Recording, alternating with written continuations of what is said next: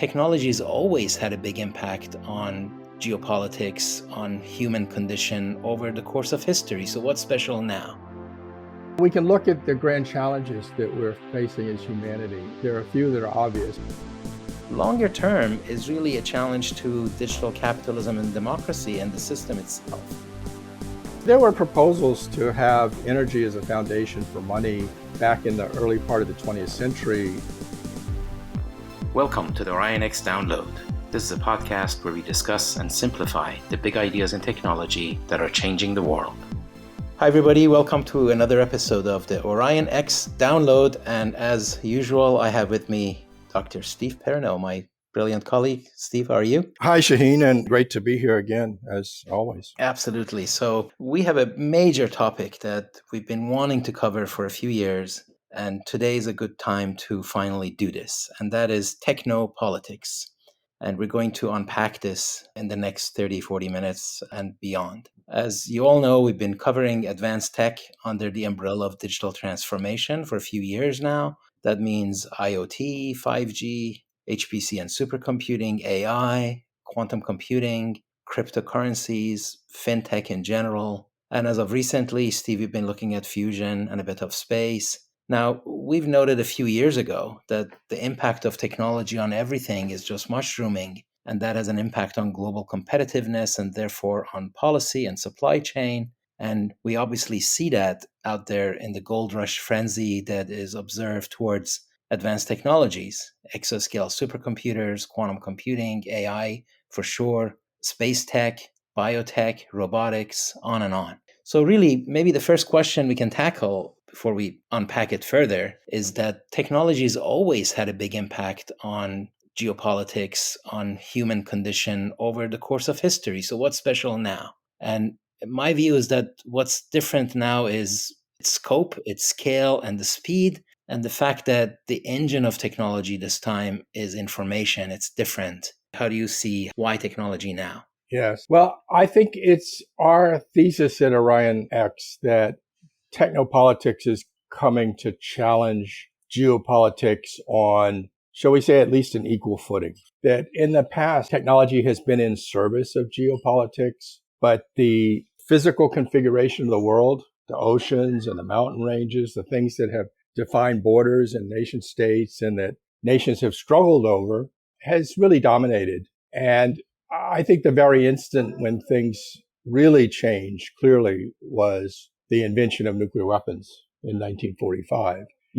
And then the ability with intercontinental ballistic missiles to send those anywhere on the globe. So that became an existential thing, and it defined the post-war era throughout the rest of the 20th century. And it was a point where technology became so important that politics aligned around it. The Cold War was really a response to the fact that you couldn't fight a hot war, that they had to have some sort of peace in place between the two great powers. And then again, from the end of World War II, Moore's Law went into force, particularly once we invented the transistor just shortly after the end of World War II. And that's the one that we've all experienced, and we've seen how technology has become more and more important. So our frame is that right now, technology is becoming the platform and forcing function for geopolitics and the economy, and that it has been a major force in globalization and in trade around the globe and in, obviously, geopolitical relationships. Right on. So the other angle with our take is that supercomputing is the right lens to look at all of this. And some reasons behind that is that obviously supercomputing is representative of the super advanced technology and in many ways the early adopter part of it, because you name it, it's there when you look at the whole supercomputing community. Second is that it's very comprehensive in how it looks at technologies, from chips to apps to environmentals to how these humongous systems are organized and run. And then finally, it's extreme scale. It is global in its impact, and it's pretty significant in its local setup. Yeah, if you look at, again, in the Cold War context, and certainly today as well, what were the areas that were most regulated in terms of export controls and the technology that the U.S. and its national security establishment wanted to maintain a lead in. And one clearly is cryptography and intelligence. And we see how that's playing more and more importance in today's world. The next one was any information details about weapon systems, whether it be nuclear weapons or more conventional weapons, jet fighters. But then the next one was supercomputers and later on chips. So we had for a long, long time and continue to have in a different form controls on the export of supercomputing technology, HPC technology. And that's been on an equal footing really with the controls on nuclear technology as well. So I think that supports the importance of that. And you've noted that scale is also a very effective moat. And these technologies, having them is an advantage, not having them is an obstacle. And especially these days when several of the advanced technologies are in short supply, having them in abundance, not even in abundance, having them at all, gives you a very important moat. Yes. If you take the largest 12 companies in the world today by market capitalization, 10 of them are American and 10 of them are technology companies that all have a relationship with AI, which is the big area that everybody's thinking about right now. The one that's not is Saudi Aramco. Other one that's not American is TSMC. And we know how critical that is Right. to AI and compute infrastructure. Now, the big picture that I've been pursuing for a long time, and others have too, is that human beings have gone from hunter gatherers to agriculture to industrial to information digital now. And of course, reality is a lot more nuanced and there's a lot more overlap and there's not a very clear demarcation many, many times in history. But generally, that is representative of how things have advanced. The other one really is, what does technology mean? What does digital technology mean? And to me, it means decentralization, it means programmability, and it means a cultural alignment that is enforced by the technology rather than the other way around. And I think that's another consideration in geopolitics, is that having access to technology is very important, but being aligned with it culturally is probably required to take proper advantage of it and turn it into the kind of competitive advantage that has some durability. What else comes to your mind in terms of things that we should point to? Well, I think over the sweep of history, you've seen that the level of technology that mankind has greatly influenced social organization. So we went from hunter gatherers, and that happened in small tribes and so forth, and without permanent locations necessarily. We evolved to agriculture, and then we ended up setting up basically systems that eventually evolved to feudal systems, but they had rulers, they were authoritarian, and that was needed for mass human labor to cooperate in raising grains. And then as we progressed, we added more and more animal power. Then we went on to higher levels of physical power like steam power. And we got into the industrial age. And it was concurrent with that we moved from kingdoms and feudal systems to having nation states and started to have more Republican and even some Democratic forms of government and organization. And we had the rise of corporations and so forth. Then we went to chemical power, and we were fueled by hydrocarbons in the 19th century. The discovery of that, again, revolutionized everything and took industrialization to another level. Now we're transitioning away from petroleum and hydrocarbons to more and more focus on electrical energy as the foundation, and that electrical energy is more and more from renewables. And that's rising along with our revelation in communications, where communications are now ubiquitous, powerful in everybody's hands. And so I think both of those are forces for decentralization, as you've suggested. And we're gone from moving protons to now moving electrons, and we're headed towards more and more usage of implementing photonic technology. And it gets, you're able to grow scale, you're able to grow speed and bandwidth and lower costs when you're able to move from protons to electrons to photons. That's right. That's right. And of course, the other consideration, observation, is that every time you get one of these big revolutions, everything changes. When you go from hunter gatherer to agricultural age, now you had thousands of years to go through that transition. And that's another consideration. And then agricultural age to industrial was itself a couple of thousand years. And then from industrial to information, it's only a couple of hundred years. So the pace of change is incredibly rapid and gets faster. And that's part of the challenge, because I don't think human beings were designed to go through change this fast. And what is the impact on the species? What is the impact on culture? What is the impact on what it takes for human beings to retain control or some kind of a supremacy here, right? And then in the face of AI, these are interesting observations. We can look at, I think, the grand challenges that we're facing as humanity. And there are a few that are obvious. We've had the threat of nuclear destruction we've had for a long time. We've managed to manage that. Hopefully, we continue to manage that. We have the climate crisis, and somewhat associated with that is pandemics, because it seems like pandemics are more likely as temperature rises. And of course, that is forcing and accelerating this transition that would have happened anyway towards more and more renewables for electrics, but it's making that more existential. We've got in the developed world, especially now, demographics and debt crises. So populations are not replacing themselves. They're shrinking in places like Japan. Even China is now at the point of having a shrinking population. And yet, at the same time that these societies are aging, the amount of debt that we have, whether it's in the US or China and Europe, that the populations have to support is only growing. So we've got a mismatch between working age population and debt. And then we have the challenge of the AI rollout. And what is that going to do to employment? What is that going to do to the way people work, for positive and negative aspects as well? And as you've said, what is it going to do to society and social relationships? And we've already seen a lot of the issues in the social media sphere, which is just, an earlier form of AI, basically. Algorithms that they use to determine what your identity is like on Facebook or some other social media. It's all algorithmically determined in terms of what you're exposed to and who you're exposed to. So if one agrees that those are the challenges, and maybe there's some others I've missed, then what happens to how we organize? Do states become more authoritarian in response? Or do we see a greater trend toward decentralization and maybe focus more on city states and regions? I don't know what you think about that. The whole notion of grand challenges is right on. And I think you covered the ones that I had in mind: nuclear, pandemic, climate, and the challenge to the system itself, because the system is going to struggle to keep up with all these changes. And now it has to respond, which is the last one that you pointed out.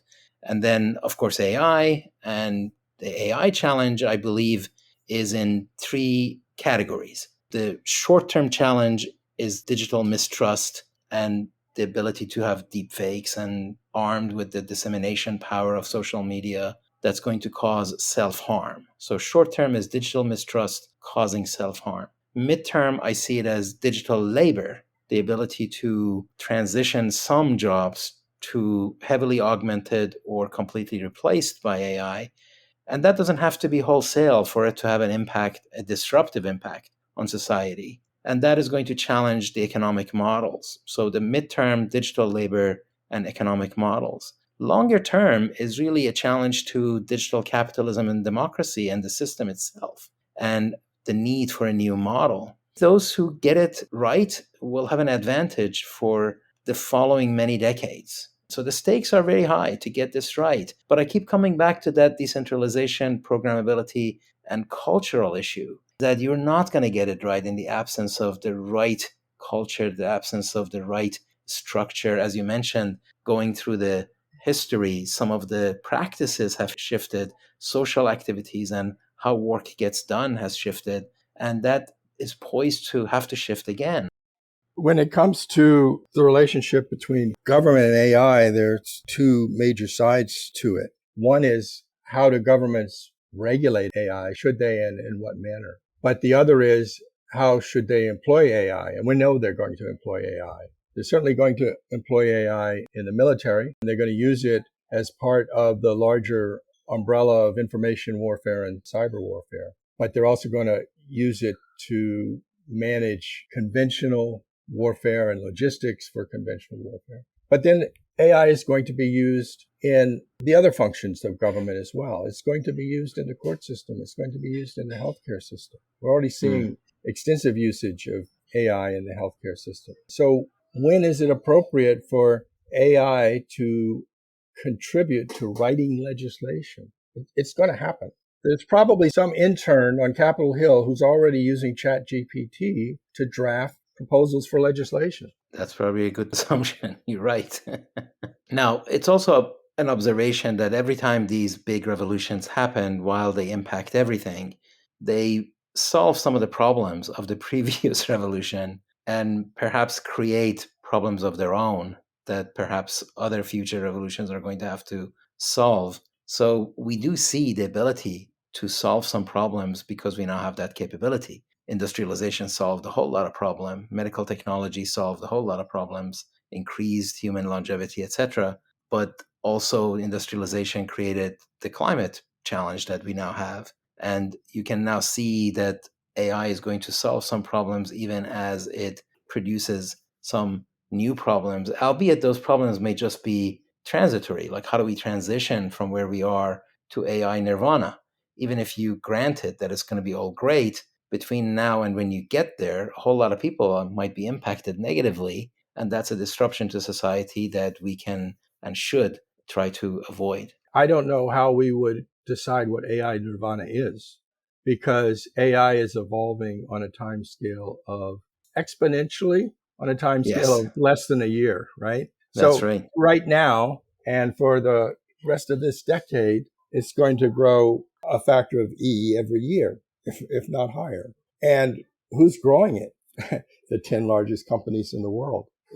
They're in the pole position for scaling up to the most powerful models. So it's hard to imagine government doing that much to slow them down. There's this movement that said, well, okay, we should take a 6-month pause. It's not going to happen, No, that's right? impractical. People Yeah, people are going to proceed. yeah, And yeah. some individual like Jeff Hinton, very important leader, can resign from his position at one of these companies and sound the alarm, but it's not going to slow that company down from doing what they were going to do. No, I think things like that, well, first of all, it's so difficult to get consensus on anything, let alone something that promises such big advantages. People are going to pursue it, and your best bet is to try to stay competent and stay in front of it and try to have good policies in place that allow your population to react to it properly. But I think it's coming. And as you mentioned, it's coming so fast that really the ability of humans to keep up with it is probably the rate limiting step. So I think we're at the point now where the best we can do is think about guidelines and principles. It's very hard to imagine encoding legislation, that's going to force some company to put weights on their AI to decrease how much electrical power they use in their large language model in its learning phase, or to limit the number of GPUs that they throw at the next version. I'm reminded of a paper that we wrote at this point 6 years ago, was it? When we said, is HPC the future of AI? That was the paper. Mhm. And I believe that paper ended with Asimov's laws. I just found it as we were talking. And the last sentence is, can we successfully program in Asimov's three laws? And I was delighted to see that those three laws are coming back into the conversation. I've been seeing them. Yes. By the way, in 2 days, Asimov's Foundation, the second season, is going to go out. So we all need to watch that. Yeah. But coming back slightly to Earth, one of the things that we mentioned is in the grand challenges is demographics and debt. And we haven't talked yet about the role of cryptocurrency and blockchain and Bitcoin, but those really were a response to demographics and debt. Bitcoin was introduced in the wake of the great financial crisis in the 2008-2009 timeframe, with the paper published on Halloween Day 2008 and the first block beginning on January 3rd the following year. And what we're seeing in response to this demographics and debt challenge, as well as the other challenges that we're facing, is that there are growing strains in the fiat system. And the great financial crisis revealed that. And we've revealed it again as we saw the response to COVID, and the money supply got pumped up a lot. Money got dropped from helicopters, figuratively, to the population to keep the economy alive. And we've seen the results in terms of inflation. We've seen the results in terms of high interest rates from the COVID response. So there are growing strains in the fiat system, and we're seeing also challenges to the dominance of the US dollar as the global reserve currency, in particular from the BRICS. Now, in the past, the euro was put together as more than 24 nations now are in the euro. But they really have been primarily using that in their own trade group. It has not really been a challenge to the dollar, which continues to have the vast bulk of foreign trade, foreign exchange, and reserves for other central banks. But the BRICS, the core countries of Russia, China, India, Brazil, Saudi Arabia, are looking to expand. And there are as many as 30 countries that are asking to join or in various stages. They're going to have a meeting next month, and it's expected that they'll at least double the membership and introduce another half dozen, roughly, countries into the formal organization. And they've started to promote the idea of a BRICS currency that would be a digital currency. We already have the Chinese yuan that's been rolling out over the last couple of years. They intend to use that in trade along with the Belt and Road Initiative. We've seen central banks adding more and more gold to their reserves and trying to de-emphasize their dollar reserves in many cases. So this is important for two reasons. One is for the sort of geopolitics side, but there's a whole nother side to it, which is the technology side, that once you have digital currency and blockchain, now you can enable finance operated by AIs, by AI agents. And that can include microtransactions from one agent to another, from one AI to another, or when an AI wants to go purchase some data, or when it wants to purchase some compute cycle. Right on. When I look at these changes, the top ones that come to mind are war, work, money, laws, health, art. Art is usually the canary in the coal mine by being an early indicator of the change that is coming, and even spirituality itself. So, as you mentioned, when it comes to money, that is a representation of value. We've had several conversations on the nature of money and how it's been evolving and what's happening. And when you combine that with digitization, that really is where decentralization, programmability, and culture come right back in. And that programmability is critical to allow different forms of transactions and payments. And we had another blog where we talked about this, is also a few years ago, where we talked about people, organizations, and things. And that Right. people to organization, organization to people, that kind of 2x2 has now become a 3x3, where thing to thing payments and transactions, and people to things and things to peoples and organization to things, those permutations are going to want to be enabled. And for that to be enabled, it almost demands a digital infrastructure for those transactions to be worthwhile. And also, you pointed out that the relationship between energy and value is obviously nothing new. And there have been structured and formalized ways of doing that for many decades, if not more than that. That's another observation. Yes, there were proposals to have energy as a foundation for money back in the early part of the 20th century. People such as Nikola Tesla and even Ford and others thought that energy might be an appropriate foundation for money.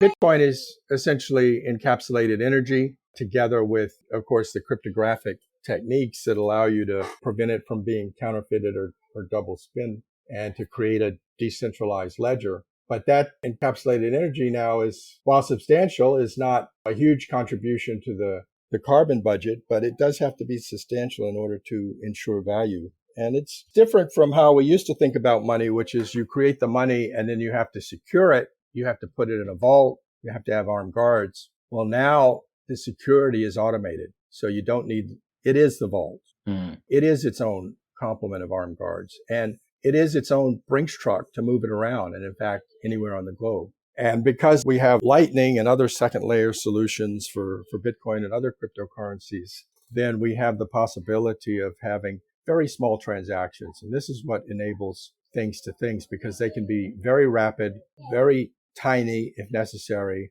and then they can be bulk settled back to the main chain at some future date, just as we have a multi-layered payment system and dollar system. So let's end this episode, and we'll hope to come back to it more regularly with the quote soft power that cryptocurrency, especially Bitcoin, can enable, and the master's thesis that has been getting quite a bit of attention. Yes, that one was entitled Soft War. It was written by a major who did a master's degree at MIT, and he's gone a bit quiet. He's back on duty, but he also referred to bit power. So the theme is that more and more we're in a cyber war and information war. Less and less we may be in a kinetic war. To some extent, you say nuclear weapons are obsolete because you can't really use them. They're just sort of there to ward other people off. And we have the same issue with robotics and drones and AI, possibly passing the threshold that nuclear weapons pass. That is just existentially dangerous to humans. And, so there are pressures on us to find other ways to compete. And so the software idea is competing in cyberspace with hash power, and Bitcoin would be one way to do that. Brilliant. All right. Well, thank you everybody for joining. Thank you, Steve. We're going to come back to this because as we get more into policy and more into the analysis of what is going on in the world today, we think this kind of a technology-based, technology-centered lens is helpful in pointing out to new ways of explaining things that sometimes make really very good sense. So we're excited about that and hope you are too. Okay, thank you. It's been interesting. I think we can declare now that we're technopoliticians. We're not running for anything, but in terms of, we'd like to talk about technopolicy at least. That's exactly right. All right, take care. See you later. Okay, take care. Bye.